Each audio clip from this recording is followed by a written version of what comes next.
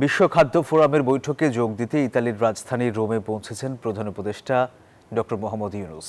রোববার স্থানীয় সময় বিকাল ৫টায় সরকার প্রধান ও তার সফর সঙ্গীদের বহনকারী ফ্লাইট রোমের ফিউমিসিনো বিমানবন্দরে অবতরণ করে। প্রধান উপদেষ্টাকে স্বাগত জানান ইতালিতে বাংলাদেশের রাষ্ট্রদূত এটিএম রকিবুল হক। এর আগে বাংলাদেশ সময় বেলা 11:30টায় প্রধান উপদেষ্টা ও তার সফর সঙ্গীদের বহনকারী বাংলাদেশ বিমান হজরত শাহজালাল আন্তর্জাতিক বিমানবন্দর থেকে রোমের উদ্দেশ্যে যাত্রা করে।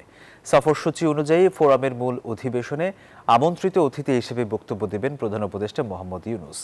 পাশাপাশি তিনি ইতালির প্রধানমন্ত্রী জর্জিয়া মেলোনি এবং বিভিন্ন আন্তর্জাতিক সংস্থার প্রধানের সঙ্গে বৈঠক করবেন। এসব বৈঠকে খাদ্য নিরাপত্তা, দারিদ্র্য নিরসন ও টেকসই উন্নয়ন সহ বৈশ্বিক ইস্যু নিয়ে আলোচনা হবে।